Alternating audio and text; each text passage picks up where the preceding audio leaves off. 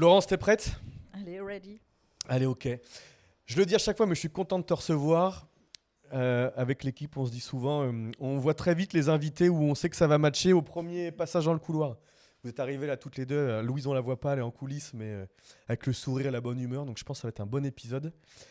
Je vais faire mon newbie, comme on dit dans le milieu. On va essayer de détricoter le concept, comment l'idée elle est venue. Je vais te laisser te présenter parce que là, personne ne sait ce que tu fais.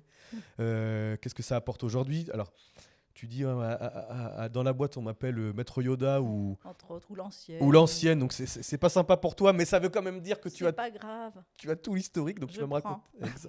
Ouais, bah, tu sais, j'ai 36 ans et je suis le vieux à l'agence. Hein, donc, tu vois, tu Voilà. sais que des Allez. fois, ça va plus Mais vite tout qu'on. se passe dans la tête. Allez. Ouais, bah ou même sur la tête, quoi, ça se voit quand même. Hein. Laurence, je te laisse te Oui. présenter et je ferai après un petit peu le programme du podcast. Alors tout d'abord, merci Grégory de m'avoir invité. Je suis ravie d'être ici aujourd'hui et donc de venir jusqu'à Bordeaux pour raconter la belle histoire de Camping Car Park. Voilà. Et donc moi, je m'appelle Laurence Cavaillé et je suis responsable du développement du réseau Camping Car Park dans tout le sud de la France. Voilà. Trop bien. Et depuis, Depuis 13 ans maintenant. moi, ce que j'aimerais bien savoir, alors ce que j'adore, c'est que bon, pour ceux qui suivent les épisodes, j'ai rencontré des constructeurs de camping-cars, j'ai rencontré des aménageurs de vannes, j'ai rencontré, je sais pas si c'est encore sorti, mais j'ai rencontré des plateformes qui mettent en relation. C'est sorti, je crois. Là, c'est génial. Toi, tu es encore sur un autre bout de la chaîne. Raconte-moi le concept de façon la plus simple possible. Et moi, j'aimerais bien qu'on redétricote tout ça et comment l'idée vous est venue. Comment vous avez acquis les premiers clients. Comment aujourd'hui vous vous développez. Est-ce que ça marche encore? Est-ce qu'il n'y a pas eu un boom? Enfin, tu vois, on a une heure et demie pour explorer tout ça. Ça va être trop bien. Ok. Alors Camping Car Park, c'est un réseau. C'est le premier réseau d'accueil, d'étape, d'air pour les camping-caristes en France et en Europe. On est maintenant environ à 800 destinations et suivi par 1 million de clients. Voilà. Et si on doit reprendre la genèse, l'histoire elle a commencé il y a environ 13-14 ans. Voilà. Moi, je suis professionnelle du tourisme, on va dire, depuis toujours. Je suis catalane, j'habite Argelès.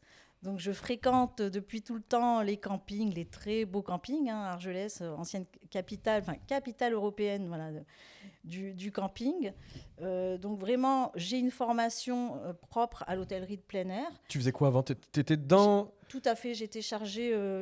J'ai fait une formation en tourisme, plutôt tout d'abord culturelle, Ok. mais j'ai peut-être une fibre un peu, on va dire, commerciale. Et on m'a tout de suite dit allez, Laurence, nous, ce qu'on aimerait, c'est que tu travailles plus sur la fréquentation. Donc, j'étais chargée de remplir et de booster, on va dire, la fréquentation des gros campings, des villages clubs sur toute la France.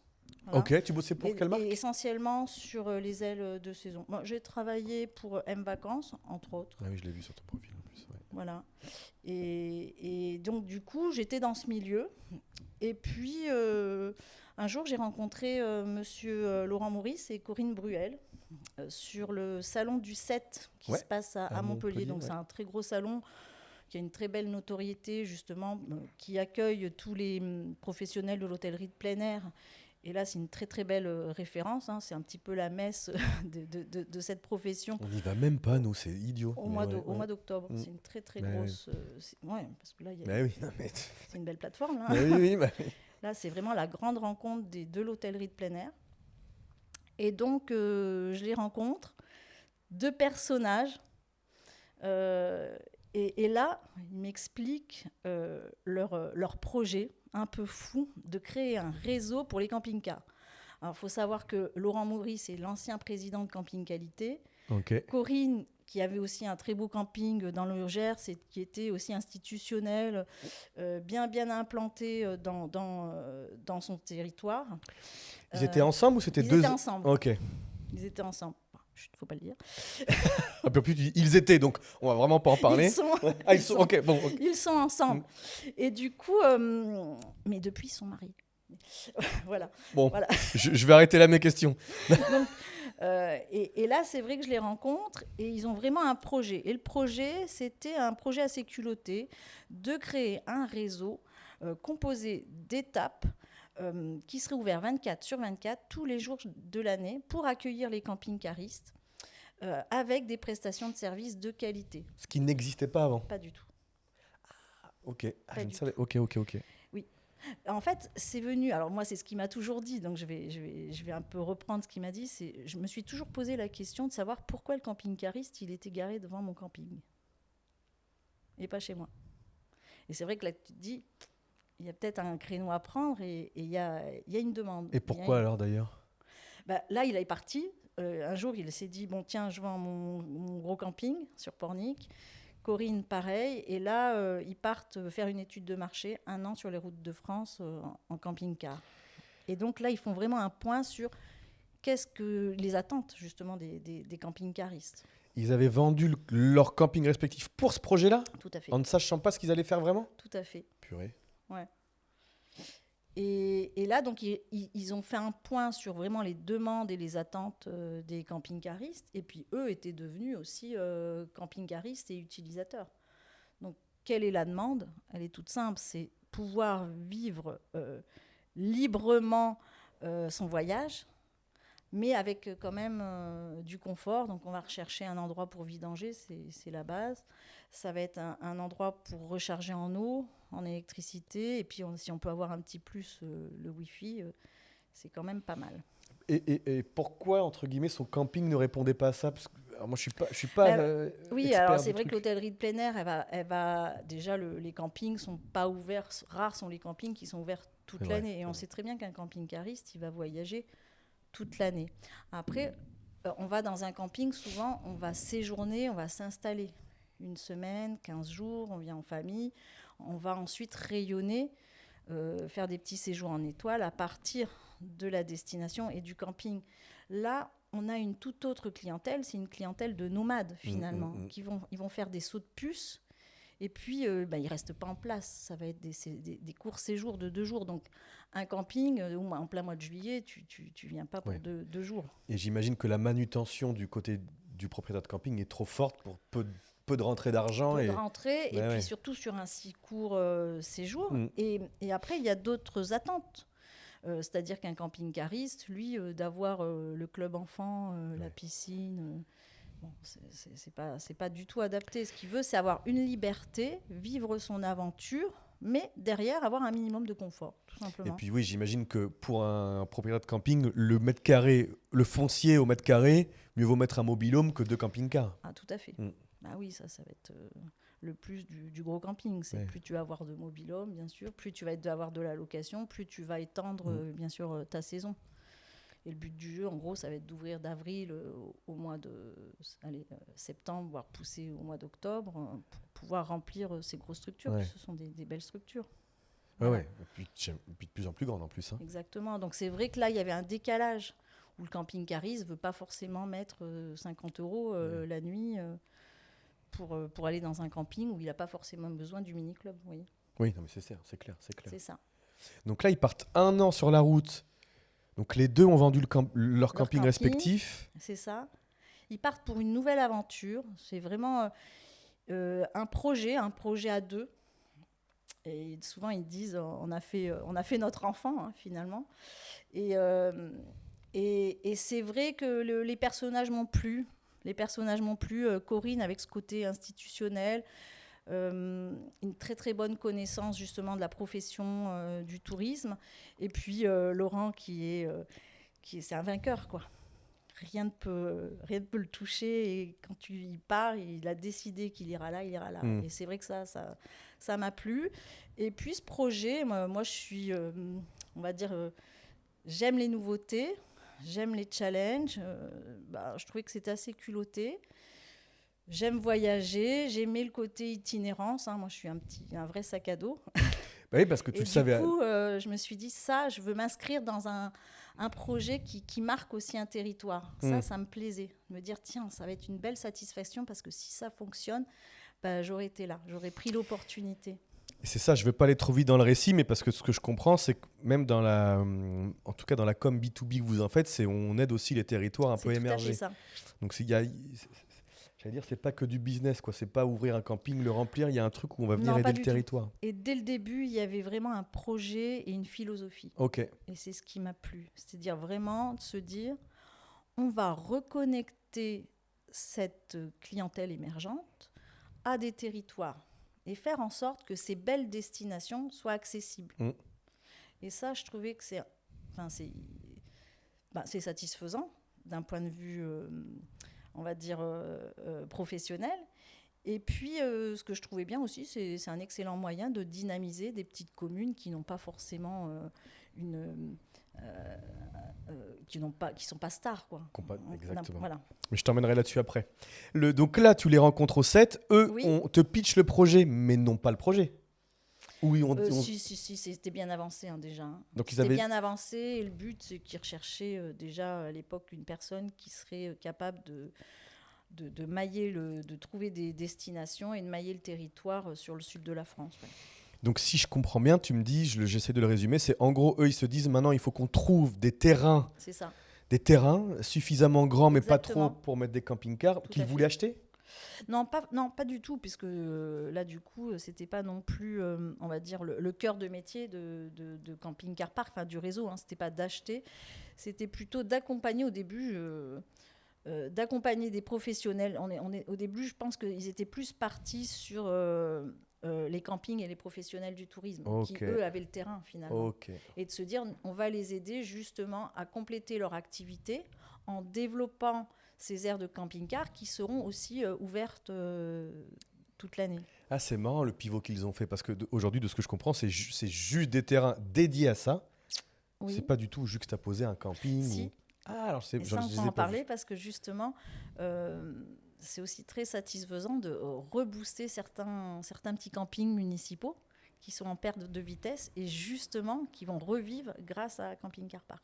Ah, c'est bien ça. Ouais, ça, c'est passionnant. Ça, c'est bien. Donc, eux, parce qu'au début, c'est toujours l'œuf et la poule. Parce que tu veux faire venir des camping-caristes, mais tu as un terrain. Oui. Ah oui, alors ça, c'est... Comment le jour 1 mais au début, je crois que c'est là que je vous parle d'une aventure. En effet, au début... Alors moi, j'ai dit, OK, donc moi, je serai un peu l'antenne sud de France. Et on avait, quand je suis rentrée vraiment dans cette aventure, il y avait 2 destinations, 0 client. Les 2 premières, je sais que c'était Nantes et je pense Vannes. Voilà. On est parti de petits campings qui nous ont suivis et qui sont partis avec nous un petit peu dans ce projet fou en disant de toute façon, il y a de la demande, il y a une clientèle, il faut qu'on propose une aire de camping-car. Ils sont partis avec Camping Car Park. Moi, j'arrive là et c'est vrai qu'il faut se dire, un réseau, c'est un peu vague quand tu as 2 aires de camping-car. À partir de combien c'est un réseau ? Oui, voilà, c'est ça. Donc, on avait 2 fonctions. C'est vrai que la première fonction aussi, c'était de faire connaître Camping Car Park aux camping-caristes. Donc, moi, j'ai commencé tout simplement directement sur les salons du camping-car. Ouais, en même temps, tu as une cible tellement captive que... Et voilà. Donc là, on expliquait le concept. On peut même parler d'un concept d'un réseau en leur disant, écoutez... on distribuait des passes, qu'on appelait des passes étapes, en disant, voilà, là, ça va être une clé qui va vous ouvrir la porte à un réseau et à plusieurs étapes. Suivez-nous. Donc, voilà, ça a été peut-être 2-3 ans. Et puis ensuite, au fur et à mesure, oui, on s'est fait connaître. On est allé toquer à la porte aussi des communes. Et on s'est fait connaître. Moi, par exemple, j'ai en tête ma première destination, c'était Castelnaudary. Ok.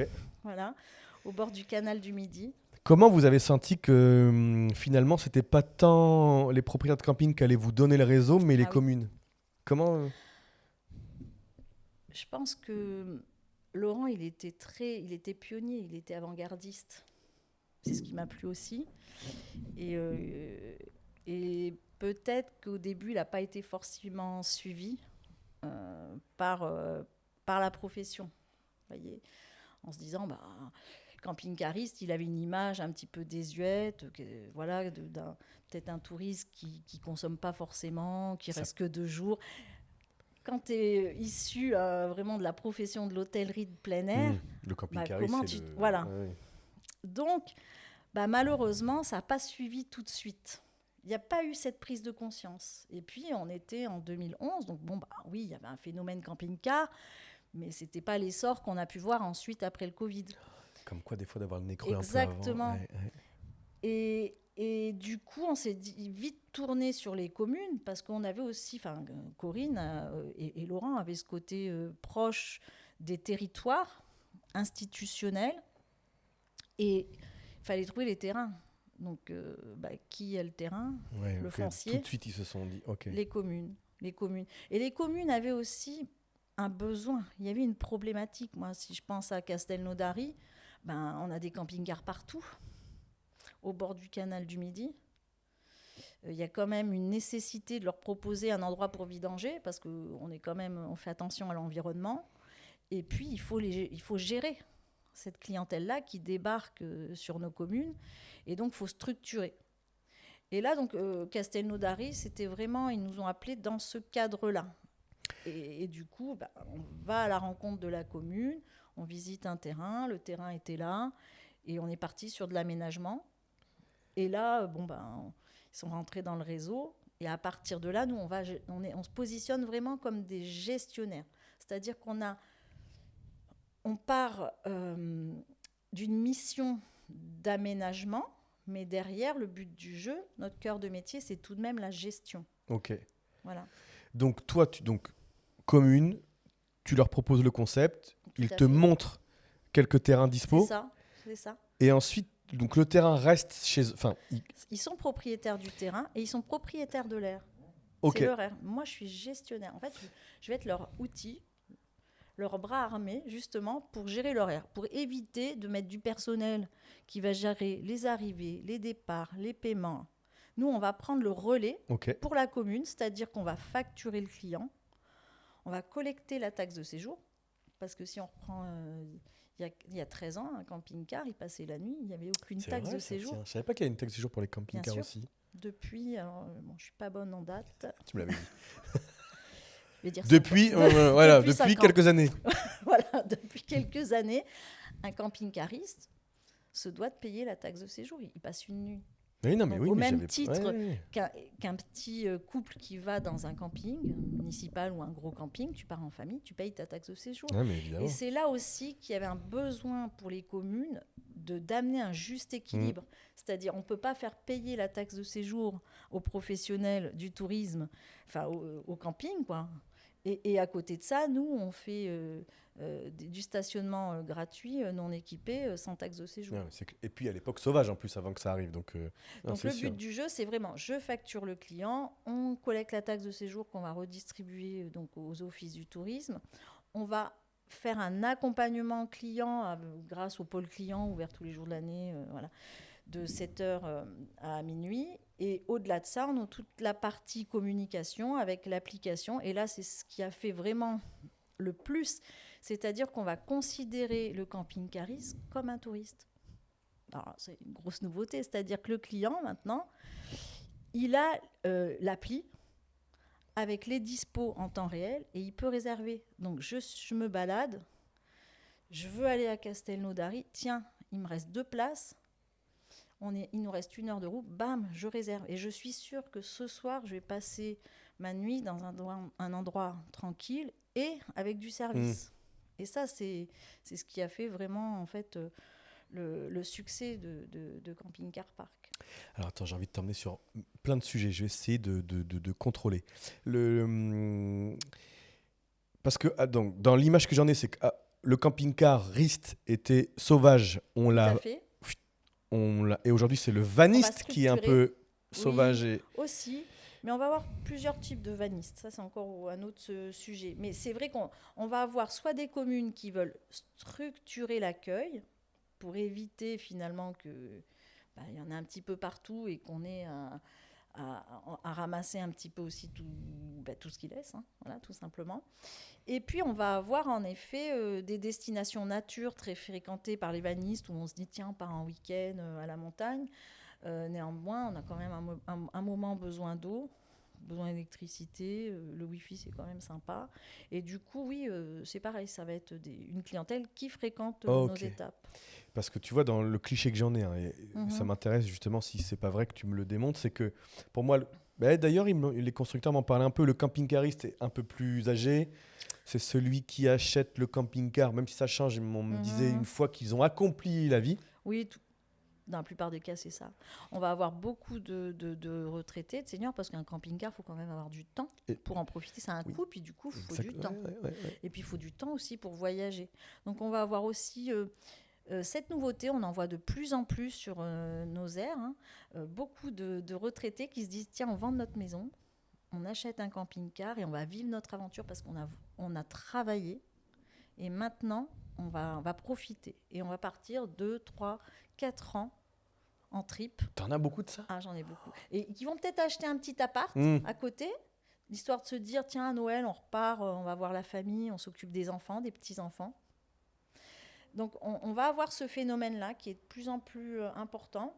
Et puis, on va avoir aussi cette clientèle de seniors qui va partir arrière-saison, qui rentre juillet-août chez eux pour garder aussi les petits-enfants, qui vont faire peut-être une semaine d'excursion avec eux aussi, parce que ça, c'est encore une autre aventure, et qui vont louer le camping-car peut-être à des gens qui veulent essayer avant d'en acheter un. Hmm. Voilà, donc en fait, c'est vrai que c'est plusieurs aventures, et puis tu essayes toujours de louer avant de passer vraiment à l'acquisition. Et de voir si Et je c'est un pense mode que de vie c'est qui là te plaît. aussi qu'on a notre rôle à jouer, Camping Car Park, c'est qu'on va amener du confort. Parce que quand tu es novice, que tu arrives sur les routes d'Ardèche et que tu sais pas où te poser la nuit.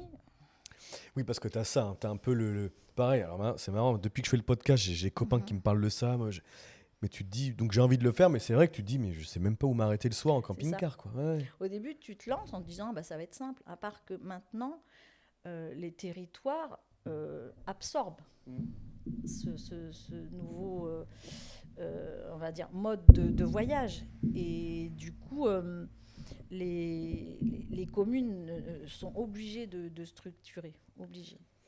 Et comment vous faites, vous? Donc la marque, elle a 13-14 ans. Historiquement, des camping-caristes, si bien un peu plus vieilles. Là, de ce qu'on me disait, c'est que ça se rajeunit pas mal.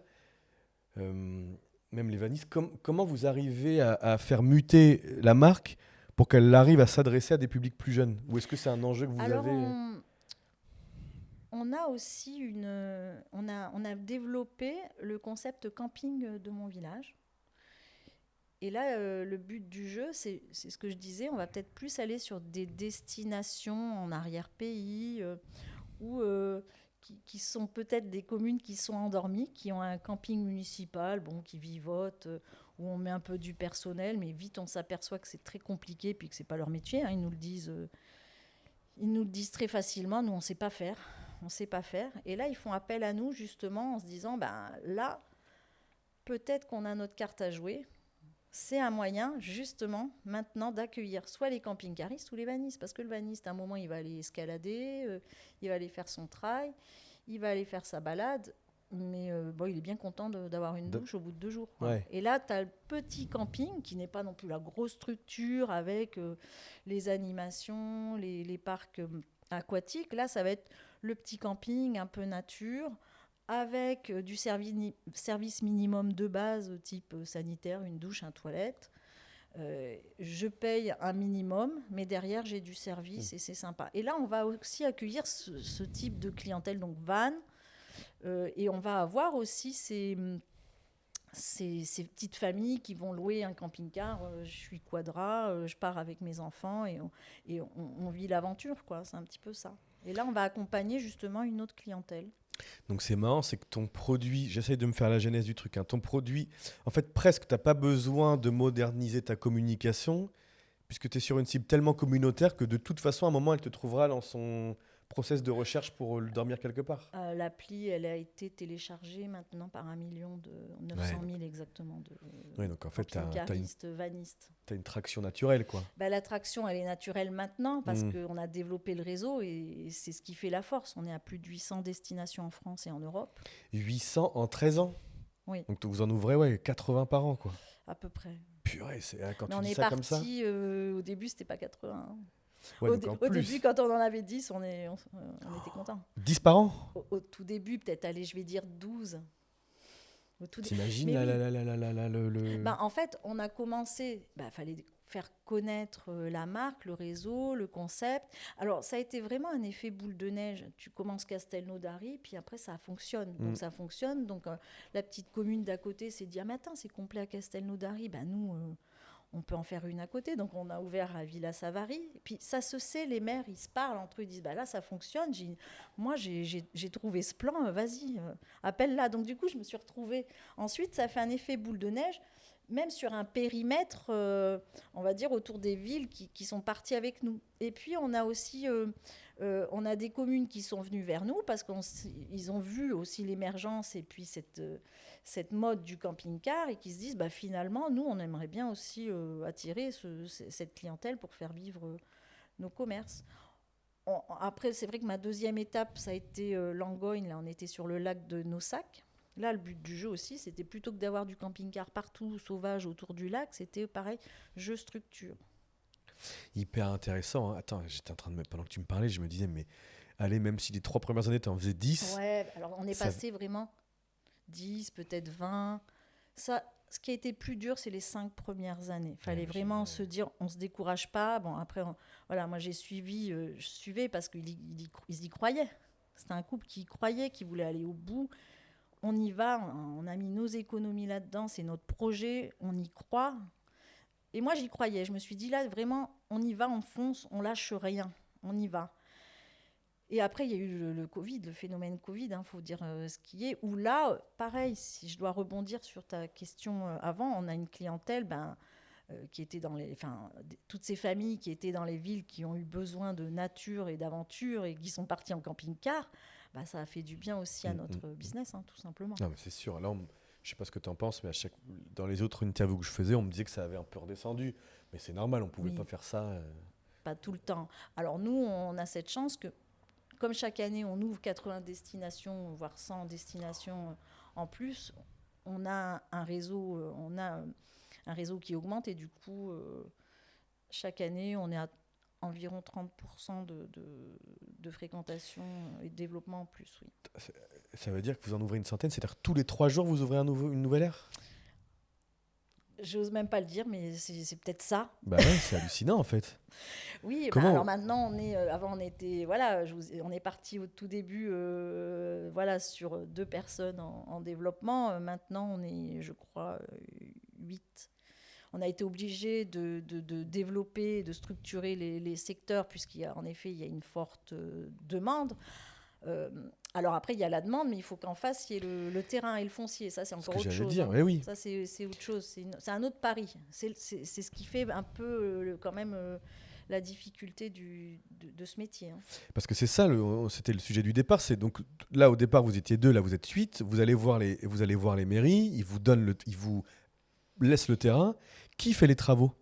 Alors, c'est la commune qui fait les travaux. C'est-à-dire que moi, en fait, je vais visiter le terrain. Je vais visiter plusieurs terrains. En fonction du terrain, déjà, il faut qu'il y ait un cahier des charges.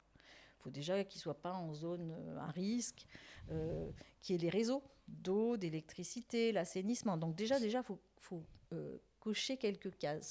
S'il n'y a pas les réseaux, tu t'embêtes même pas à le viabiliser ? Trop long ? Pour la commune, ça va être compliqué. Et puis, il faut que ça soit classé zone terrain de loisirs. Ok. C'est plus facile. Un terrain agricole, après, il faut passer. Il y a les autorisations, il faut passer les barrières administratives. Et ça se fait pas en 2 minutes. Même quand tu es la commune ? Ah oui. Ah oui, moi je me dis. Non. Là, ils font ce qu'ils veulent.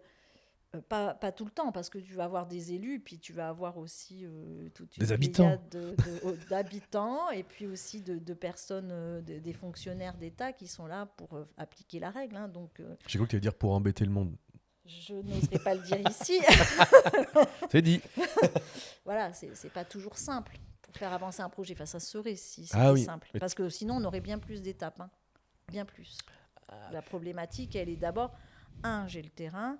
Et une fois que j'ai le terrain, il faut que le terrain corresponde à des critères, on va dire, administratifs, et un cahier des charges pour qu'on puisse facilement mettre une borne pour vidanger, des bornes électriques pour qu'ils puissent se recharger en électricité. Il faut qu'il y ait la fibre. Voilà, mais ça maintenant, plus ça va, plus quand même. Quand les communes nous appellent, elles ont déjà un projet en tête et du coup, on a quand même un, voire deux, trois terrains. Après, en fonction aussi, moi je vais parler peut-être plus du sud de la France, il y a quand même une grosse pression foncière.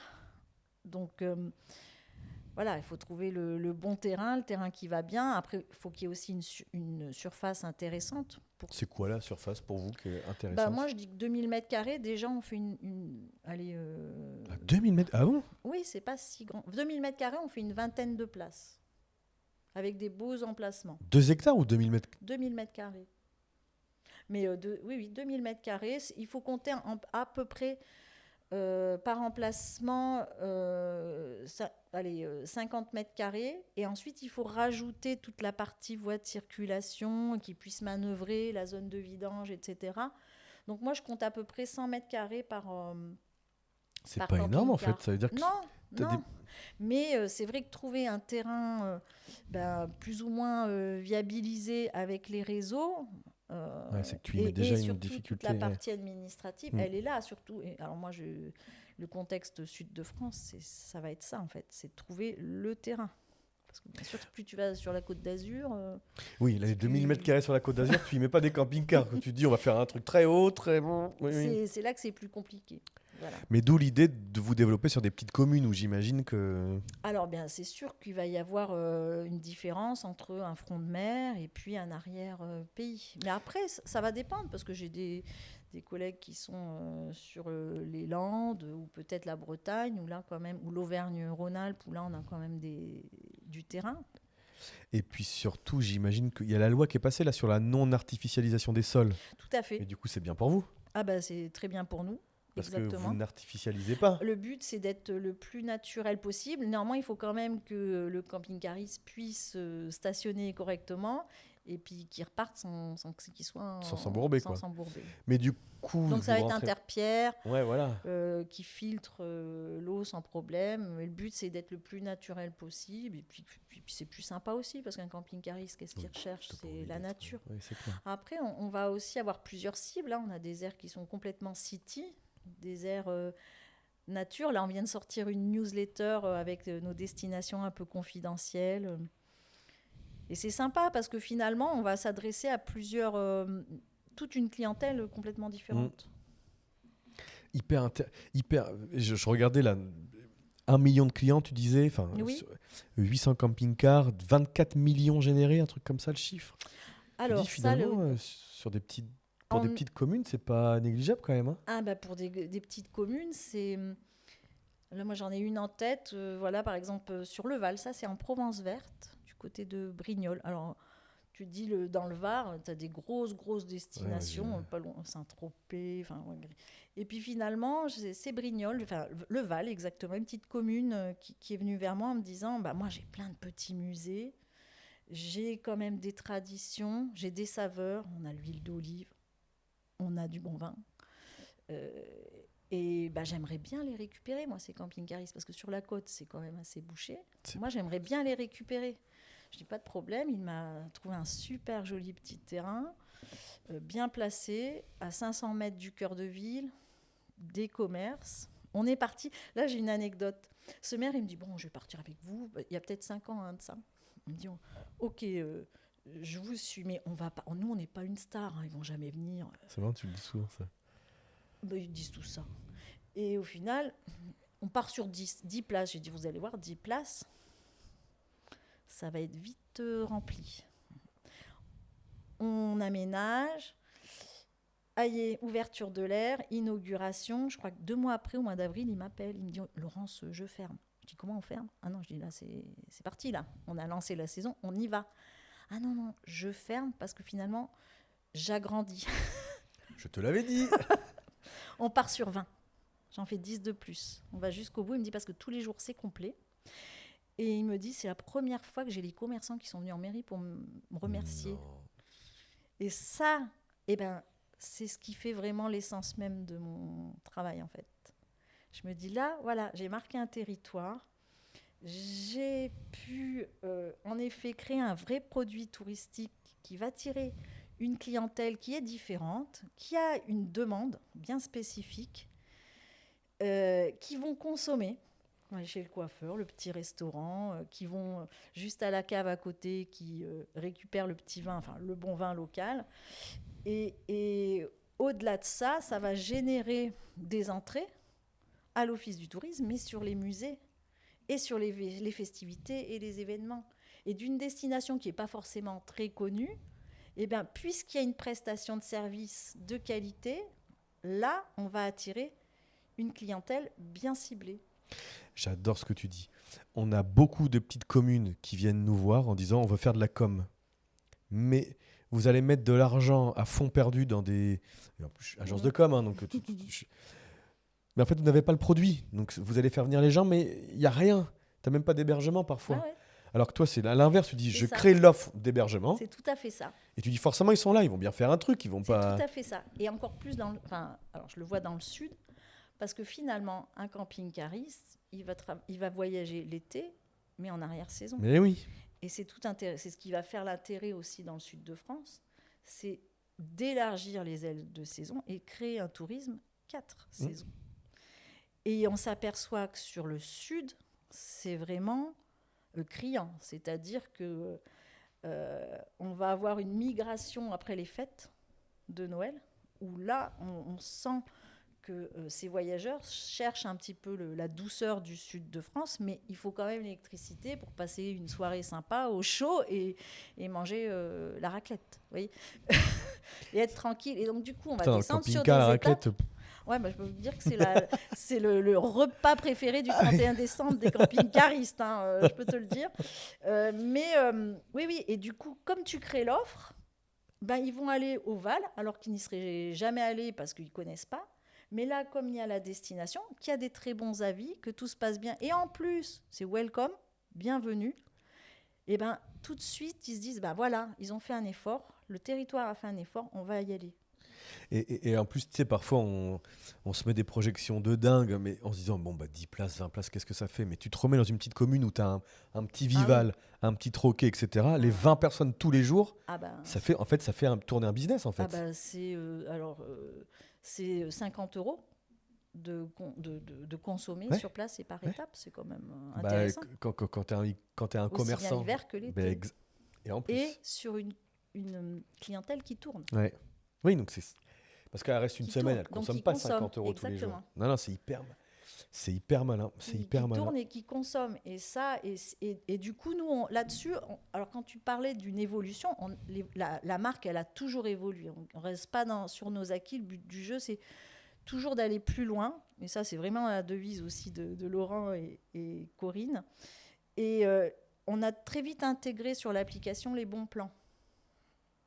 C'est-à-dire que non seulement on va structurer l'offre, on va communiquer, on va promouvoir, mais au-delà de ça, on va amener un service aux camping-caristes en leur proposant, pourquoi pas, un petit resto sympa, le producteur de miel, le producteur de vin, la cave du coin, la location de vélo.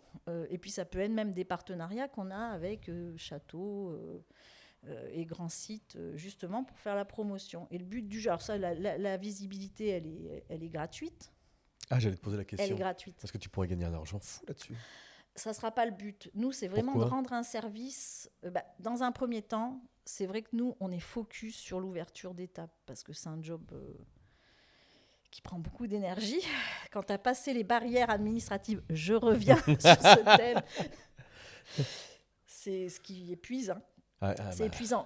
Alors, je vais dire pour moi, hein, mais pour imaginer les collectivités, les élus, c'est quand même aussi, moi, je leur dis chapeau, hein, parce qu'ils tiennent. Il faut vraiment être passionné, et j'ai l'impression vouloir que c'est de pire tenir. en pire. Hein. Ah oui, bon, bref. On va pas s'étendre sur ce... Et on peut, on a 2 heures. Ce sujet, mais c'est quand même assez... en France, oui, on se cherche des noises. Hein. Avant de faire aboutir le projet, moi, j'ai des dossiers, là, par exemple... le pont du Gard, on a fait une aire à Remoulins, j'ai en tête 6 ans. Pour combien de on m'appelle places Persévérance aussi. Aussi, on m'appelait Persévérance. Mais voilà, c'est 6 ans et tu lâches pas. Tu le lâches pas, le dossier. Mais quand je dis le dossier, c'est la destination. Tu te dis le pont du Gard, ils veulent nous suivre, tout est bon. On a le terrain. Mais qui bloque dans ces... Comment dire, puisque qui est C'est au-dessus de la commune. Après, ça va être... il y a plusieurs démarches administratives. Faut C'est faire quoi? les C'est le demandes. préfet? C'est l'État? Qui Ça est peut la être personne tout. qui bloque? Non, mais Oui. c'est intéressant. Hein. Ça peut De toute façon, partir. personne- Après, vous savez, tu sais, après, on est dans des endroits sympas. Quand tu es en bord de rivière, tout de suite, tu vas être rapidement en zone inondable, alors que c'est un parking finalement. Créer une aire de camping-car, c'est un parking. Donc le camping-car, il est mobile. Demain, on sait qu'on a une grosse pluie, tu fais évacuer. Et c'est notre métier, puisque toutes les personnes qui sont sur place, on a leurs coordonnées, on est capable de les appeler et de faire évacuer. Ça fait partie de notre métier. Du service. Mais il y a tellement de garde-fous que faut toujours se justifier finalement. Et puis, Mais auprès de, par exemple, l'association du coin qui gère ça, pas forcément, le département. ça va être plus des autorisations d'aménagement. De toute façon, oui, ça peut. C'est au niveau de la DDTM, c'est au niveau. Ah, tu vois, moi je pensais que c'était. Mais tu vois, c'est. Mais après, les communes, le but du jeu aussi, c'est d'aller dans leur sens et de faire en sorte qu'à la fin, le projet il aboutisse. Bon, il y a 6 ans, il y a les démarches administratives, mais ensuite, il faut derrière construire un budget, que ça fasse partie aussi du budget de la mairie. C'est ça que j'allais te poser la question. Parce que donc, je reviens à ma petite commune, ça fait vivre les habitants, ça fait vivre les commerces locaux. Je m'étais amusé à calculer les 24 millions sur les 800 R à peu près. Évidemment que certains, c'est beaucoup moins, beaucoup plus. J'ai vu 30 000 euros à peu près. Mais du coup, ça veut dire que même c'est que c'est un peu rentable pour les communes de faire ça. Ah, c'est complètement rentable. Alors là, même moi, si c'est pas des millions d'euros, c'est hyper rentable. Si je dois dire quelque chose, pour une commune, je peux me targuer d'avoir l'un des seuls ou l'un des rares produits ou projets pour une commune qui coûte pas et qui rémunère. Oui. Donc il y a double intérêt. C'est la commune va vite rentabiliser son projet et son produit. Non seulement elle va le rentabiliser, et en plus elle va récupérer des recettes qui vont pouvoir servir à d'autres projets touristiques ou tout autre. Et derrière, on a des retombées économiques certaines. Et en effet, oui, le modèle économique de Camping Car Park, c'est la commune ou bien la personne, l'investisseur, c'est-à-dire ça peut être un professionnel du tourisme, ou sur Saint-Jean-du-Gard, c'est un privé qui avait un terrain, donc qui a voulu créer son aire de camping-car. C'est je crée, j'aménage, donc j'investis, je finance le projet, donc je vais faire les travaux. Donc la mairie, une fois qu'elle a son terrain, avec notre cahier des charges, va lancer des travaux, d'accord ? Elle ouvre son aire. Et en fait, sur un tarif, on part en moyenne de 12 à 15 euros. Ah, c'est pas énorme. Hein. Non, tout inclus, 24 heures. Ok. 2/3 des recettes reviennent à la commune et nous, Camping Car Park prend 1/3 des recettes pour les frais de gestion. Donc, comme je te disais, facturation, collecte de la taxe de séjour. C'est-à-dire aucun personnel non plus en charge qui est présent. Nous, le but du jeu, c'est d'amener cette fréquentation et au final, faire de la commune une belle image de marque et des retombées. Purée, attends, ça veut dire que c'est un business de dingue. 24 millions, donc 24 millions versés aux communes. Donc, alors je vais aller d'un con parce que je ne vais pas faire les mauvais calculs. Moi, j'ai pas en tête, je ne suis pas bonne en calcul. Donc, c'est-à-dire que 6-7 millions de chiffre d'affaires pour vous? Alors, c'est pas que je veux pas dire de bêtises, je n'ai pas en tête. Si. Non, c'est 1/3 pour vous? 1/3. Alors après, pour Camping Car Park, mais bon, on a maintenant, on est parti à 5, on va dire, au tout début. Maintenant, on est 180, 140, 180. Non, mais ça veut dire que c'est magnifique. J'aime bien ces aventures. Alors, c'est ce que je voulais te dire tout à l'heure, puis on a filé le truc, c'est que, tu sais, des fois, même moi, les gens te disent, oh, c'est super, vous êtes 25 et tout. Ouais, mais ça fait 10 ans et j'ai galéré comme un fou, et ça reste une galère de tous les jours. Oui, alors moins parce que maintenant on a la notoriété, qu'on est connu et que quand je dis un business, c'est un projet et c'est un concept qui fonctionne et qu'on a vraiment tout donné pour avoir maintenant cette image. Mais c'est toujours, notamment, pareil, je reviens sud de France, il faut qu'il y ait une prise de conscience sur l'intérêt du camping-car. Parce que moi, au début, je venais limite en mairie avec un drapeau blanc. Ne me tirez pas dessus. Maintenant, on te déroule le tapis, un petit café. Oui. C'est un peu ça. Mais au début, je me disais, non, mais moi... Parce qu'on était vite assimilés à d'autres types de personnes. C'est-à-dire ? On pouvait des gens du voyage. Ah oui, j'avais pas tilté. Ah oui, Oui, mais il faut encore expliquer sur certains endroits. Ah, mais évidemment, mais oui, j'avais pas tilté. On est à préhistoire, des fois. Et en effet, après, on se dit, finalement, ouais, ils sont là, mais ça peut être intéressant, quoi. Ça peut être intéressant. Ah, j'avais pas fait le... Bah oui, évidemment, si, au évidemment. début, on dit, non, mais non. Et si. Moi, ce que je propose, c'est du tourisme. C'est du tourisme. Non, mais attends, mais c'est pour ça, donc ça fait 13 ans, mais le chemin avant d'arriver à 100 ouvertures par an, il est énorme. Non, donc ça veut dire énorme. Quand tu es entrepreneur et petite équipe, faut tenir. Faut tenir avant que ça ait le succès escompté. Ah oui. C'est ça que je veux dire, c'est que les gens voient que l'arrivée et pas le chemin. Non. Et c'est là que, je vous dis, je crois que la clé du succès, ça a été nos cofondateurs, que ce soit Corinne et Laurent qui ont tenu, qui ont cru au projet. De toute façon, quand tu parles là-dedans, je pense qu'il faut que tu y crois jusqu'au bout.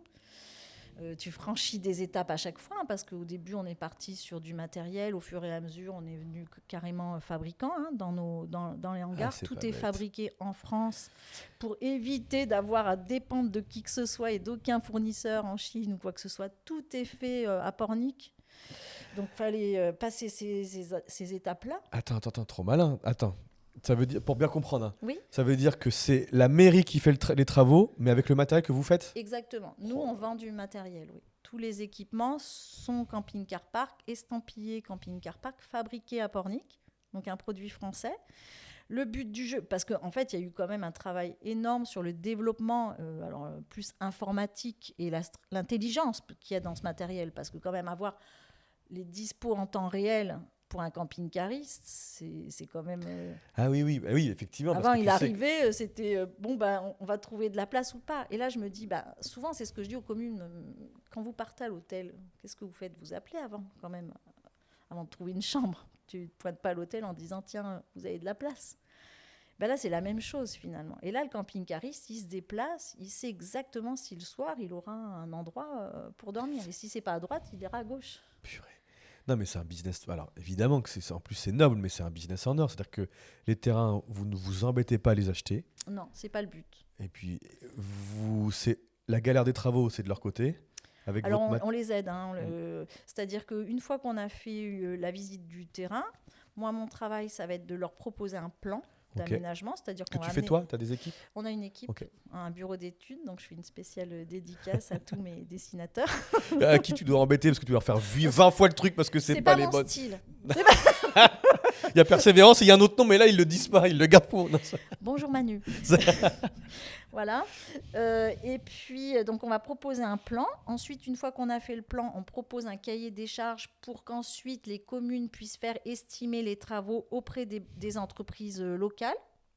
On peut aussi, on a des communes qui me disent « Ah non, nous, on n'a pas que ça à faire. Est-ce que vous pouvez aussi suivre ?» Donc du coup, on a dû créer des partenariats. On travaille avec ISEC, qui est maître d'œuvre aussi, et qui suit et qui nous aide justement dans l'aménagement total du nerf. Notamment, moi, j'ai en tête Sospel. On vient d'ouvrir Lavelanet, là, qui vient d'ouvrir. On en a fait aussi dans les Landes. Je crois que c'est Biscarros ou Seignos, où on a créé carrément une aire. Donc, on a plusieurs possibilités. Et une fois qu'en fait les travaux sont faits et que la mairie en fait finalement a monté son budget, en effet le but du jeu, ça va être pour la commune, ça va être l'enjeu, ça va être de rentabiliser le plus rapidement l'opération et derrière surtout accueillir des touristes. Par exemple sur une aire de, je sais même pas comment je peux te dire. Alors, c'est quoi le coût que ça représente ? C'est des milliers d'euros ? Alors tout va dépendre du terrain. Bien sûr, si tu as un terrain de 10 places ou 20 places, ça n'aura pas le même coût en termes de travaux qu'un 50, voire un 100 places. On a des 100 places dans les Landes. C'est ça le max, 100 places ça ? On a des 100, 150 places. Alors, je connais moins, c'est plus sur les Landes. Je n'ai pas exactement les chiffres, mais c'est vrai qu'on a des plus grands terrains dans les Landes. Ou même, je sais qu'on est du côté du Mont-Saint-Michel. On a des très beaux terrains. Je vois Louise qui acquiesce, donc oui. Ah bon, ça va. Bon, tu dis pas de puis après, on va peut-être avoir... Alors, sur un terrain, on va dire 20, 30 places. Tout va dépendre aussi de l'état du terrain. Si tu pars d'une page blanche ou si tu pars même d'un parking existant que tu vas monter en gamme, ça ne sera pas le même rapport. Mais, alors, donc, tu vas avoir une enveloppe travaux à prévoir qui va être vraiment évolutive en fonction de l'état du terrain. Et après, en termes d'équipement, on va dire le clé en main, tu n'as rien à rajouter. Moi, je partirais sur à peu près 55 000, 55, 60 000 euros l'équipement. Pour un 20 places? 20 places, mais ce sont beaucoup de charges fixes parce que tu vas avoir une barrière, un contrôle d'accès, le contrôle d'accès qui est 10 places ou 50 places ou 40 places. Jusqu'à 40 places, on reste que sur une barrière. Donc au final, la seule variante, ça va être les bornes électriques puisque tu en mets une toutes les 4 places. Et c'est pas ce qu'il y a de plus cher. Donc je pars sur 55, 60 000 euros. Tu as un clé en main pour une aire de camping-car. Oh, mais ça, alors je sais que les communes, ils n'ont pas des logiques business, mais tu as un terrain qui t'appartient, tu n'avais rien dessus, tu peux te faire 30 000 euros par an, ça te coûte 60 000 euros, allez, 100 000 avec ta... Je veux dire... oui, c'est vite compté. Enfin, ça peut tu être... fais pas des millions d'euros avec un immeuble. Hein. Ah non. Mais, franchement, tu te dis, là, c'est... Je pense que c'est un projet qui est... qui vaut le coup dans les deux sens. Vraiment... En termes de notoriété, d'image de marque, en termes de rentabilité. Nous, on a des destinations très attractives. Bon, là, j'ai en tête, par exemple, le Gros du Roi, qui est un peu la star sur l'Occitanie, une destination bord de mer, 45 places, avec un taux de fréquentation à 98% à l'année. À l'année. C'est-à-dire que l'hiver, c'est complet aussi. Et t'as pas des gens qui se disent, tiens, je vais acheter un terrain et je vais faire appel à toi? On a des investisseurs, privés. Plus ça va, plus on en a.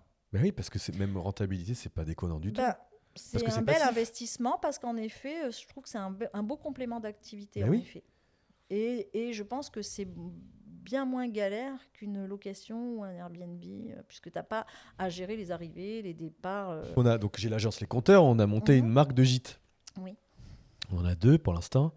Et là, tu me dis 2000 m², le terrain de Bordeaux fait 2500 m². Quand je vois la galère que j'ai pour une maison, bon, je pourrais pas faire un terrain de camping là où je suis, mais... on peut venir voir. Faut péter la maison, elle est très belle. Mais à côté, mais tu te dis, mais en fait, c'est du revenu passif où tu t'embêtes pas du tout, vous gérez tout. C'est ça. C'est ce qui plaît. C'est que tu peux ouvrir un complément d'activité. Et donc, plus ça va, plus on a aussi des retours presse. On a fait l'émission Capital, etc. Et du coup, on a eu beaucoup d'appels aussi de personnes privées qui sont dit. Et puis aussi, on a des camping-caristes. Qui ont eux-mêmes un terrain. Oui, le business de fou. Après, il y a l'idée. Il faut que toutes les cases soient bien cochées. Et ça part de la partie administrative. Oui, il faut que le terrain soit vraiment... possible et exploitable. Et tu te dis, mais même avec ça, vous arrivez à en ouvrir un tous les 3 jours, hein, donc c'est qu'il y a un potentiel de dingue. Alors, oui, le potentiel, il est là. Et puis après, on est en France, c'est quand même la première destination pour les camping-caristes. Et donc, du coup, on a des destinations et des territoires qui sont tellement variés et attractifs que oui, même moi, au bout de 13 ans, j'apprends à connaître encore des nouvelles destinations et des pépites. C'est ce qui est sympa. C'est ce qui est sympa. Et puis le projet, il vit. Et bon, ça peut être 1 an, 2 ans. Alors je dis 1 an, mais il n'y a pas si longtemps que ça, j'étais une petite commune. Alors c'est un camping municipal, tout mignon. Bon, les élus m'ont dit, mais nous, on n'a plus le temps. C'était un adjoint qui s'occupait du camping, qui allait faire payer. Enfin, là, on peut plus, il n'est plus là. Comment on peut faire? Bon, on installe, on fait un camping de mon village, tout est de façon automatisée. Et le camping, au lieu qu'il vive 2 mois de l'année, on va l'ouvrir toute l'année. C'est-à-dire que tu n'entretiens pas ton camping que 2 mois, tu l'as toute l'année. Et finalement, on s'est rencontrés. Ce monsieur, il a validé le projet, je crois que le jour des élections. Quand je ne savais pas si c'était au mois de mars. Ouais. Et 3 semaines après, il ouvrait. 3 semaines après, il ouvrait, avant les vacances d'avril. Il avait ça en tête. Il avait dit, ça, on le fait, on y va, on fonce. J'adore, tu vois, parce qu'au micro, on a aussi pas mal de startups où tout part dans les étoiles très vite. Et là, en fait, on ne se rend pas compte qu'en fait, dans beaucoup de communes, c'est ça, c'est l'adjoint qui va se taper. On ne se rend pas compte à quel point, dans certaines communes, là où la maison est à Bordeaux, c'est donc le village s'appelle Saint-Vincent-de-Paul, 700 habitants. C'est un copain là qui est devenu maire. C'est le gars qui tient le Vival, quoi. C'est ça. Et il est là H24. En fait, on se rend pas compte à quel point c'est des gens qui donnent leur vie pour à rien d'autre que des emmerdes. c'est si je peux le dire vraiment, comme ça. souvent je leur tire mon chapeau parce qu'il faut vraiment être motivé, il faut vraiment être passionné, avoir envie de faire bouger Mm. tout un village. Parce que c'est Oui, parce que souvent, c'est les habitants qui même disent non, alors que tu... c'est ça. Donc, mais c'est vrai que ils ont quand même cette envie de vouloir bien Mm. faire. Et c'est vrai qu'on se retrouve des fois avec des petites communes. Moi, j'en ai une autre en tête, là, euh, en Provence. On a une belle destination dans les champs de lavande, là. J'assistais à un conseil municipal et l'adjointe se lève en disant moi, je ne veux plus passer tous les jours pour gérer ça. Donc, madame, je veux juste savoir euh, si vous prenez le camping, j'aurai encore à passer. Et je lui dis, mais non, c'est plus votre activité. Et en plus, nous, on va vous générer des flux que vous n'aviez pas Mm. avant. Elle m'a dit, ben, c'est simple, c'est terminé. Euh, Je signe. ouais, C'est incroyable, hein. ben, c'est fou. Mais Toi- il y en a encore, hein, j'appelle ça des campings un peu vintage, Ouais, mais ça m'étonne pas du tout. collector, où tu te dis, tu passes encore avec la boîte à biscuits et Non, mais... ça fera 5 euros. Puis souvent, vous savez quoi, tu sais quoi, les camping-caristes, ils sont pas fous. Hein. Ils se passent le mot. Hein. Ouais, ils savent qu'il y a le bon plan parce que en fait, personne ne va venir te demander de oui, payer. mais Et... bien sûr, personne ne On en est passe. encore là, t'imagines Personne même ne passe. Et c'est pas des petites destinations, des fois. Hein. Ah C'est ouais. des très belles destinations. Hein. Ouais, mais t'imagines, finalement, tu payes quelqu'un à passer pour... oui, oui, ça vaut même pas le coup. Si tu... Ah, tout à fait. Comment tu fais si t'es pas sur place peut-être que ça, t'as une bande qui pète, etc. T'as un souci. Du coup, tu réappelles la commune pour qu'elle intervienne. Vous avez des équipes. Comment Alors, ça se passe? c'est là aussi qu'on intervient, et c'est ce qui fait tout l'intérêt de Camping Car Park, c'est que tout de suite, il a été mis en place un pôle client. Ok. Donc, c'est... Pour le client B2B, enfin ton client exactement. commune. Alors, on a exactement pôle client qui va suivre donc tous nos camping-caristes sur nos destinations. Hein. Bon, je suis devant la barrière, j'ai oublié ma carte bleue, voilà. Et donc là, on a à peu près 40 personnes basées au siège qui suivent tout. Pornic toujours. Exactement.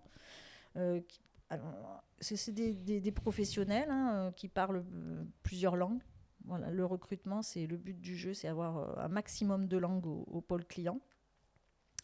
Et au-delà de ça, on a un service maintenance et suivi informatique. Donc, on a une équipe suivi informatique qui déclenche, qui regarde tous les jours les alarmes hein, quand on a un problème sur place. Et le but du jeu, c'est qu'on ne peut pas rester avec une barrière hors fonction. Et donc, tu envoies les techniciens sur place ou comment tu... On a plusieurs solutions. Soit on travaille en partenariat avec des professionnels, des petits artisans locaux, hein, quand c'est pour rebrancher. Voilà. On travaille avec les communes. Imagine, tu as eu une tempête la veille, un orage, etc.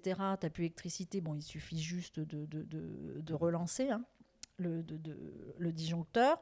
Et puis, on a aussi une équipe qui va sur le terrain. Et on a un responsable par secteur, en fait, qui se déplace, qui fait l'entretien de tous les équipements, avant, généralement, et après saison, qui installe et qui répare. Ouais, donc franchement, c'est une belle machine bien huilée. On a été obligés, de toute façon. Et ouais, à 800, c'est impossible de faire autrement. Quoi. Et puis, on ne peut pas avoir une aire défaillante. Pourquoi ? Parce qu'on est partenaire de la commune. Ouais, donc c'est l'image. Et puis, quand c'est défaillant, le coup de fil, il passe directement au siège. Donc, on a autre chose à faire que de gérer la panne. Enfin, autre chose à faire, c'est notre métier. Mais je veux dire, moins il y a de défaillance, mieux c'est pour nous. Et au-delà de ça, derrière, il y a quand même du chiffre. Hein. Et le but du jeu, c'est que pas de panne, plus de chiffres. Voilà. Déjà, quand tu me dis 98% de taux d'occupation toute l'année, au Gros du Roi, c'est incroyable. C'est une destination qui vise plus de 200 000 euros de revenus sur une commune. Oh, et entre guillemets, 45 places, ça paraît pas énorme non plus. Non. D'ailleurs, je fais un appel au Gros du Roi. on pourrait réfléchir à une deuxième étape. J'aimerais bien bosser avec eux, moi. Donc, s'ils nous écoutent, c'est très bien. Non, mais génial. Trop bien. Non, mais alors, pareil, donc je retire le fil d'un autre truc que tu m'as dit tout à l'heure. On a la communauté, il y a l'application. Vous pouvez même être portail touristique. C'est-à-dire qu'on est toujours en lien. Alors, moi, le but du jeu, c'est qu'une fois que j'ai passé toute la partie technique, c'est-à-dire on a ouvert. J'étais la semaine dernière à Sisteron. Ok. Inauguration. Là, je me transforme. Je coupe le ruban avec monsieur. Ah, tu fais ça? Trop bien. Ouais. Bon, j'ai pas pu être Miss France, c'est ce que je dis souvent. Mais alors, bon, tu l'es un petit peu tous les jours, je quoi. coupe des rubans quand même, maintenant. Je me fais prendre en photo. Elle est toujours gênante, Laurence. Bon, enfin voilà, mais ça fait partie en fait des bons moments. Bah oui, ouais. Parce que quand tu ouvres quand même, c'est Après une les 800 dossiers satisfaction. administratifs, Là, tu te dis, on l'a tu fous fait. tout à la poubelle et voilà. C'est fait, c'est fait. Et Donc là, tu c'est bois vrai le que tout champagne le tous monde les a 3 la jours, banane. quoi. Comment? Tu bois le champagne tous les 3 jours. Non, les inaugurations, on prend quand même un peu notre temps. Et donc, du coup, la semaine dernière, j'étais à Sisteron, très belle destination, dans les Alpes de Haute-Provence. Et donc là, on inaugure, tout le monde avait la banane, les élus ravis, parce qu'en effet, ils ont un vrai produit touristique. Ils vont bientôt accueillir le Tour de France, la féminin, donc du coup, ils voulaient être opérationnels. Et c'est vrai que le but du jeu, derrière, c'est vraiment d'avoir une belle image à proposer à la commune. Et j'ai perdu le fil de ta question. Le tourisme, parce que tu peux Et faire du coup, tout de suite, par exemple, ce jour-là, il y avait la directrice de l'Office du tourisme. Et le but du jeu, c'est d'être en partenariat avec ces offices, de les mettre en avant et de faire, via l'application, un descriptif de la destination. Est-ce que c'est... on va segmenter toutes nos destinations. On va avoir mer, montagne, campagne, mais ça va être patrimoine, ça va être événement, ça va être flux aussi, parce qu'un camping-cariste, il est nomade et puis il bouge. Donc, il va aussi, en fonction des déplacements, il va devoir s'arrêter. Et nous, le but du jeu, c'est toujours d'avoir un maximum d'infos sur un territoire. C'est la base, c'est de connaître son territoire et d'être le plus en relation possible avec les offices du tourisme pour promouvoir un territoire et une destination. C'est beau ce que tu dis parce que tu te mets, c'est beaucoup mes clients, donc tu te mets en lien avec les offices, mais tu pourrais même générer du business en direct. Tu sais, avec tous les systèmes, ce qu'on appelle de l'affiliation, ou tu as toutes les plateformes de revendeurs de tickets. Toi, tu as la personne sur place, tu as l'application, tu as la donnée. Exactement. Tu pourrais très bien leur dire, Alors, achète le ticket là et là, et encaisser 10%. C'est peut-être un peu dans dans l'air du temps. Mais oui, tu as 1 million de clients, mais c'est hallucinant. Oui, alors on s'est positionné, après c'est encore un autre sujet, on s'est positionné sur des événements. L'année dernière, on était au Tour de France. Ok. Donc là, je fais une dédicace à l'Office du tourisme de Loudanviel, Péragude, station de ski Péragude, Loudanviel dans les Hautes-Pyrénées, qui est une destination magnifique, c'est un petit coup de cœur, avec un très beau lac, vue magnifique sur la chaîne des Pyrénées, la station de ski tout simplement majestueuse, un centre de balnéo. Tout est vraiment au top, quoi. Les équipements, tout est fait pour accueillir les touristes. Et non seulement ils ont une étape pour les camping-caristes, ça fait 4-5 ans, mais ils ont fait appel à nous, même pour créer des aires qu'on appelle éphémères. Ok. Pour justement gérer les flux quand il y a des événements sportifs tels le Tour de France. L'année dernière, ils avaient une arrivée, un départ. Du coup, on a structuré l'accueil des camping-caristes sur cet événement. Et nous, le but du jeu, c'est qu'on devienne vraiment, ce que je dis, d'ailleurs, on appelle nos destinations, ce sont des partenaires. Et on est là pour les aider aussi à gérer et structurer ces flux. Et dans ces cas-là, tu fais quoi ? Vous mettez des bornes un peu éphémères que vous renlevez. C'est ça. On a fait un terrain, alors là, c'est un truc fou. C'est monsieur Ludovic Henry qui est très très fort dans l'organisation, qui est spécialisé donc plutôt vélo, et notamment il organise les championnats du monde de VTT donc à Loudanviel, qui me fait venir pour visiter les terrains. Alors au début j'étais sûre, ça faisait un peu, c'est les Pyrénées quoi. Je dis, ils vont me faire du 4x4. T'inquiète, Laurence, on va y aller. Ben, au final, il était rodé. Nous, on est arrivés, on a implanté le contrôle d'accès. Il a été mis en place un peu comme une bande de vidange, mais un peu toilette sèche, quoi. Au final, il n'y avait pas l'électricité toutes les 4 passes, c'était pas possible. Mais derrière, en fait, il y avait un accueil. On a positionné tous les camping-caristes. C'était structuré, géré. Et finalement, ça a été des revenus pour la commune sur une semaine. Et donc, même sur une semaine, avec, j'imagine, l'urgence et les frais associés, ils sont rentables. Ah ben oui, Non, mais c'est. Ouais. Ça, j'aimerais bien que les communes écoutent ces trucs-là parce que. c'est tout l'intérêt. Mais oui. J'aime bien ce que tu dis. Nous sommes un des seuls produits qui ne coûtent pas aux communes et qui rapportent. Qui Parce que rapporte. c'est vrai. Hein.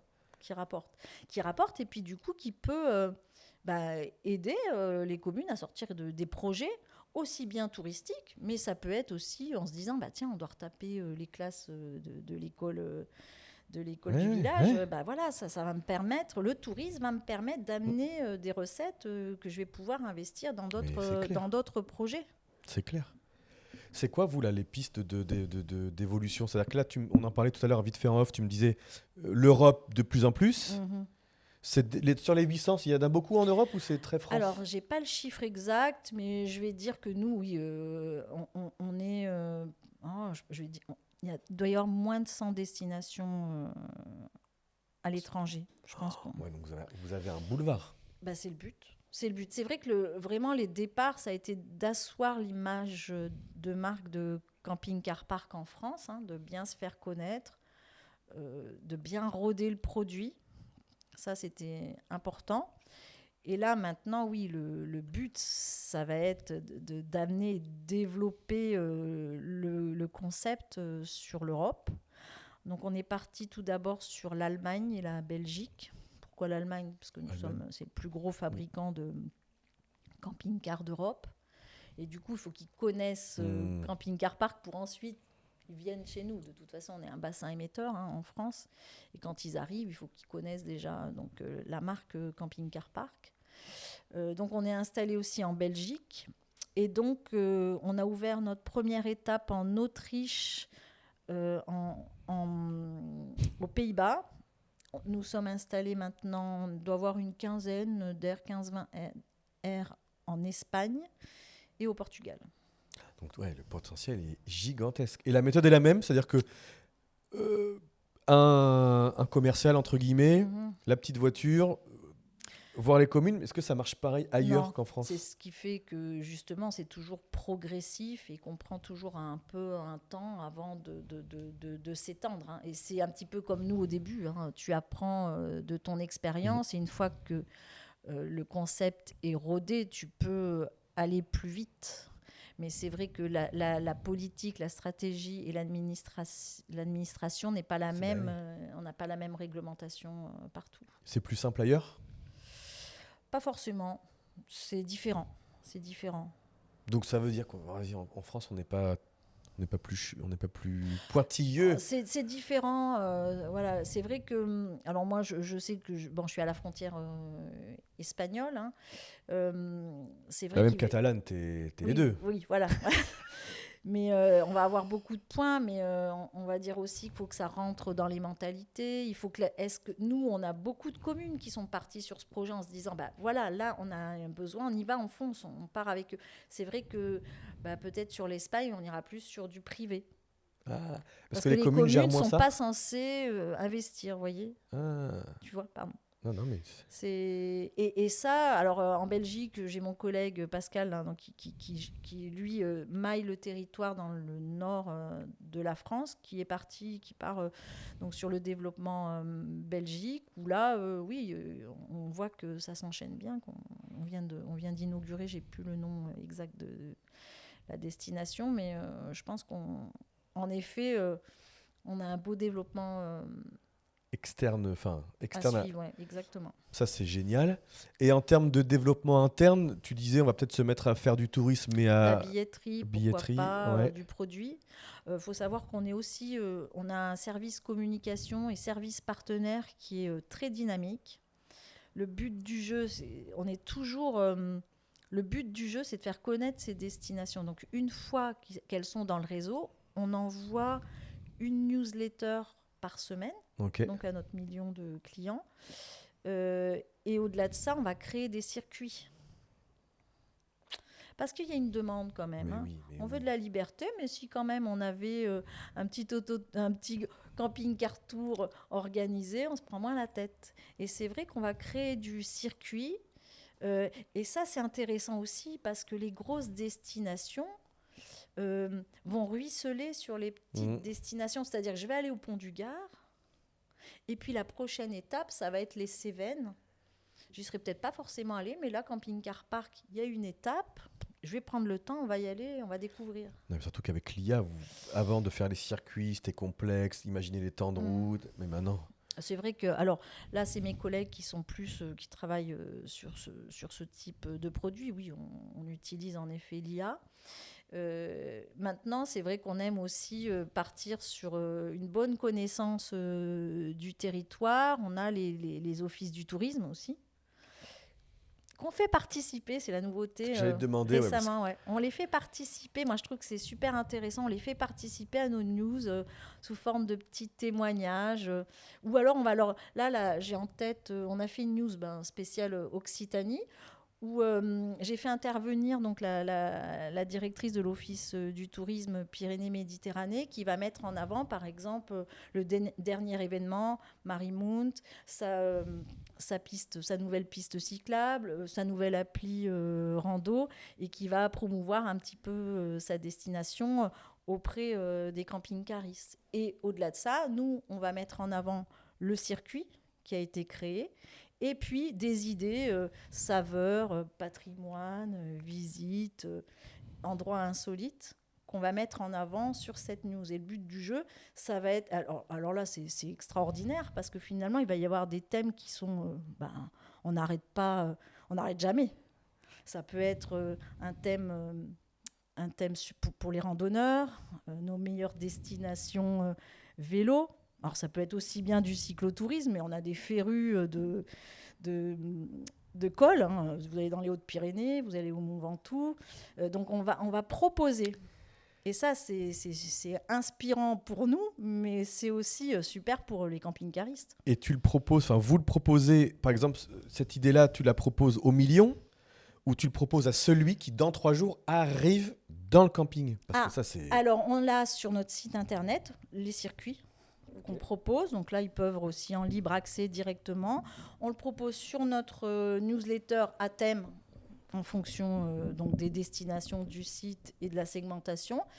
Et alors ça serait, c'est aussi un projet où justement ce qu'on aimerait, c'est capter le client quand il passe la barrière.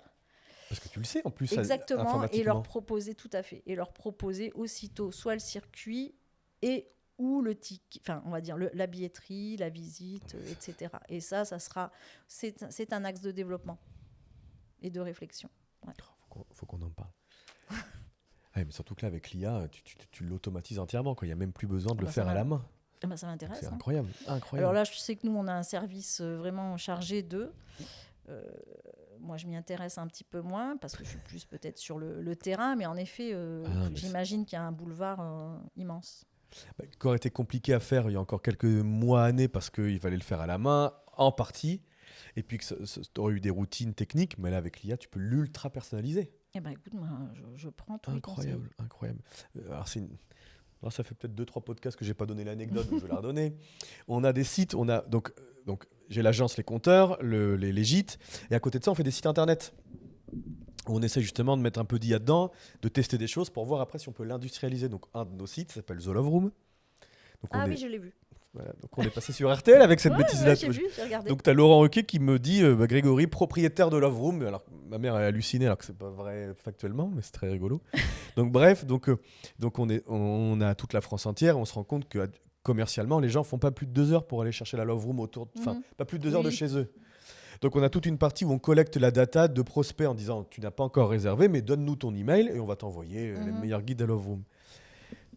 L'internaute ne le sait pas, mais selon la page sur laquelle tu es, par exemple, tu es à Bordeaux, moi je vais définir que c'est ton rayon, c'est Nouvelle-Aquitaine. Je le demande pas à la personne, je l'anticipe j'imagine. Et après, on a tout un système de mail automatique qui part selon là où il se situe. Donc 12 régions fois un circuit de plus de 15 mails, ça fait plus de 200 emails. T'imagines à la C'est main. immense. Bah là, on a mis un SAMDIA, où là, des fois, je montre ça au client, c'est hallucinant, ou c'est un collègue qui a fait ça. C'est carrément l'ordinateur qui prend tout le... Il a codé ça, ou c'est l'ordinateur qui va chercher l'image sur Booking, qui écrit le texte Ah oui. selon notre tonalité, qui va chercher, qui la monte dans Brevo, qui la publie. C'est automatisé. En une D'accord. semaine, tu fais le boulot que tu aurais fait en 3 mois. Ah bah Donc oui. imagine, toi, tu peux le faire par J'imagine, client. ouais. Alors, c'est vrai que moi j'ai un service comment elle gère ça. Je sais qu'elle gère ça d'une main de maître. Maintenant, c'est vrai que je ne sais pas comment elles intègrent l'IA exactement. Bon, j'imagine que on doit aller très vite, on a des thèmes, on propose des thèmes, et après, bon, bien sûr, il y a la rédaction, il y a l'illustration, il y a tout qui va avec. J'imagine que l'IA fait partie intégrante de leur quotidien. Non, mais ouais, c'est clair. Et puis non, mais vous avez un produit illimité en fait. Ça qui est génial. C'est ce qui est intéressant. On crée encore, on imagine encore. C'est vrai que tous les thèmes sont abordés. Il n'y a pas si longtemps que ça, pour le 14 février, on a amené même une news spéciale Saint-Valentin. Ouais, tu parlais de Love Room. Bah là, ça va être nos destinations un peu love.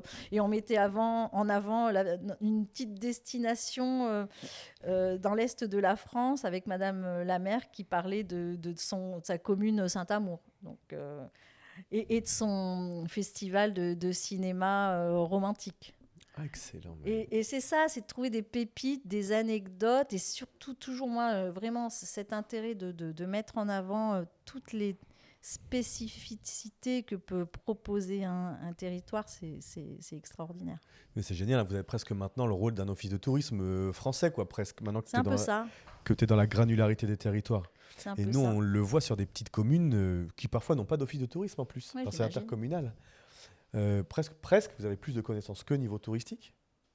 Alors, c'est tellement large. C'est vrai que nous, on part d'abord d'un projet et qu'en effet, ensuite, il faut qu'on s'accapare un peu le produit pour pouvoir, en effet, le promouvoir auprès de notre clientèle. Et donc, mais bon, on prend quand même les infos auprès de nos partenaires qui connaissent bien leur territoire, les événements aussi, qui peuvent être différents en fonction, et puis qui peuvent intéresser cette clientèle de camping-caristes. Trop bien. Je vois qu'on est presque à 2 heures, hein. 1h30, 2 heures. Ah, mais c'est qu'on a dû beaucoup tchatcher avant. Ah oui, bah oui. Oui, bah oui, bah, souvent. C'est pas mon style. Pourtant. Non, mais en plus, j'ai essayé de te couper parce que des fois, on fait les podcasts, on presque 1 heure, on discute avant le podcast et du coup, je ne pose plus les questions que je voulais poser. Donc on sait qu'on a pas mal parlé avant. Est-ce qu'il y a des questions que je ne t'ai pas posées auxquelles tu aimerais répondre? Je crois que j'ai évoqué plusieurs sujets. Qu'est-ce qu'on pourrait évoquer Voilà, moi j'ai parlé des petits campings qui peuvent renaître, j'ai parlé des belles destinations, des petites destinations, enfin, quoi qu'il n'y a pas de petites destinations, de nos clients, nos camping-caristes. Bon. Attends, c'est un petit sujet qui m'intéresse. Tu as parlé beaucoup des communes, mais et après, je pense qu'on fera le tour. Tu me dis, au tout départ, les campings ne voulaient pas parce que dans le foncier, etc. Et maintenant, c'est le contraire. Tu as des campings qui te disent, j'ai besoin Alors, on a quand même maintenant une prise de conscience où on a en effet des propriétaires, des directeurs de camping qui font appel à nous justement pour pouvoir intégrer le réseau. Parce que justement, ils n'arrivent pas, eux, à gérer ce flux camping-cariste. C'est pas qu'ils n'arrivent pas, c'est qu'ils ils s'aperçoivent en effet de ce boost, de cette clientèle, et qu'il y a une très forte demande et qu'ils se disent le business vaut mieux qu'il soit chez moi qu'ailleurs. C'est clair. En même temps. Après, ils se disent aussi, voilà, j'ai un terrain, je peux peut-être le faire évoluer. Une aire de camping-car, de toute façon, il y a la demande. Et puis, c'est un intérêt, c'est intéressant d'un point de vue rentabilité. Et surtout, c'est pas chronophage. Mais non, mais c'est ça qui est hallucinant. C'est très peu chronophage. En faisant partie d'un réseau, c'est quand même un beau produit. Et puis, l'intérêt derrière, c'est des recettes toute l'année. Incroyable. Dernière question pour finir. Je me faisais le fil tout à l'heure de ce que je voulais te poser. Il y a une question que je t'ai pas posée, c'est sur... Mais tu m'y as un peu répondu, mais sur la partie communication, qu'est-ce que vous faites pour attirer des nouvelles personnes? Mais l'appli attire d'elle-même. C'est ça, la destination attire d'elle-même. Ouais. La nouvelle destination attire, donc du coup ça va être des flux. Je vais te dire par exemple, tu arrives à Millau, Millau c'est un carrefour. Ouais. Tu montes, tu descends, tu pars dans le sud. Millau c'est une plateforme. C'est une destination touristique, déjà l'Aveyron, voilà. Mais c'est vrai que ce viaduc, tout ça. Et du coup, tu as une aire camping-car park, on reçoit une clientèle. Tu es obligé. Si tu veux passer une nuit sur Millau, tu t'arrêtes sur notre étape. Du coup, c'est vrai que c'est un moyen déjà de capter une nouvelle clientèle à chaque fois. Et puis derrière, plus on va développer, plus en effet, c'est un cercle vertueux. Tu n'as même presque pas besoin de faire des campagnes télé, le SEO un petit peu. On a de la presse, on a des retours presse. Ça, si, c'est important. Alors, ça va être plus... de mon côté, de mon point de vue, c'est vrai que c'est important pour nous aussi, par rapport plus aux collectivités et au privé aussi, pour qu'ils aient cette idée de se dire, oui, on va quand même amener à la commune une aire de camping-car, puisque de toute façon, ça fait partie intégrante, on va dire, d'un accueil que doit avoir une commune. Donc ça, je pense que c'est important, parce que du coup, hop, on se dit, ah mince, on l'a pas, nous. Lui, il l'a fait, et pas nous. Et c'est vrai que là, par exemple, sur Sisteron, on a fait l'inauguration, on a eu des belles retombées presse, et tout de suite... Vous voyez, tu vois, on va dire sur un périmètre autour, il l'a fait, pourquoi pas nous ? Il suffit que ce soit un petit maire étiqueté à l'un côté, les autres côtés vont demander. Puis, magnifique. Donc voilà, quand il y a des bonnes idées, on se passe les bonnes idées. Donc ça nous sert à ça. Après aussi, si je repars il y a 12 ans, on était un peu pionniers complètement. On se dit, en effet, le camping-cariste va payer sa nuit. Ça, c'était tout nouveau. C'était une idée folle. Pour que ce soit accepté. Il a fallu le faire accepter. 2, il y a eu donc cette arrivée suite Covid de plus en plus de camping-cars sur les communes où il a fallu structurer et gérer. Et puis après, on a eu aussi cette inflation, faut dire, ce qui est des fluides. Du coup, il y a eu une légère augmentation, mais en même temps, on s'est aperçu que les camping-caristes nous suivaient. Ceux qui veulent du confort et du service sont prêts à payer le service. Et c'est souvent ce que je dis aussi aux communes, je dis, on ne fait pas une destination sur de la gratuité. On fait une destination sur du service. Alors des fois, je les bouge un peu, mais je trouve que c'est important. On ne fait pas une destination sur de la gratuité. Vous êtes légitime. Tu vois, en Ariège, c'est magnifique. Il y a tout ce qu'il faut. Il y a du patrimoine, il y a de la nature, il y a de la rando. Oui, on y va, on fonce, structurer, proposer des services de qualité. Le camping-cariste, il viendra aussi bien au mois de janvier qu'au mois de juin. Trop bien. Alors tout le monde cherche ça, la désaisonnalisation. C'est trop bien. Laurence, merci. Tu vois, quand je préparais, je me disais, mais c'est incroyable. Comment, et c'est pas péjoratif du tout, comment un business d'apparence aussi simple. J'ai un terrain, En fait, c'est une machine derrière huilée d'organisation, de pensée pour que le business s'optimise partout. Qu'en plus, ça soit vertueux pour les communes. C'est vraiment l'intérêt. Ouais, bravo. C'est qu'on se dise, et ça a toujours été le but, c'est pas tirer la couverture à camping-car park, c'est du partenariat, c'est du gagnant-gagnant, c'est ce que je dis toujours aux communes ou aux privés. Le but du jeu, c'est qu'à la fin, finalement, il y a un business, mais que tout le monde en profite. Aussi bien le camping-cariste qui, lui, va se sentir accueilli, et ça, c'est important aussi. Et qu'on reparte jusqu'aux communes qui a le Smiles, parce que se dire, le camping-cariste, il est là, il nous suit, et les commerçants sont ravis. Ouais, voilà. Bravo. Non, tout est pensé au millimètre près. Bravo. Un grand merci à toi. Merci beaucoup pour ton accueil. Avec grand plaisir. Voilà, merci ravie. à toi et à Louise qui est en coulisses, qu'on ne voit pas, mais merci à toutes les deux. C'est mon coach. T'en as pas eu besoin. Coach enfin, pas de Louise, mais de coach, pardon. Du coach communication. si, je fais pas cet exercice tous les jours. C'était une belle aventure. Belle même. Aventure. Un grand merci à Grégory, toi. Merci. À bientôt. Merci à vous d'avoir écouté l'épisode jusqu'au bout. Je vous demande de le partager et de mettre 5 étoiles sur toutes les plateformes de podcast. Et surtout, retrouvez-nous sur le site des compteurs. pour nous briefer sur un projet marketing, communication ou branding. À bientôt.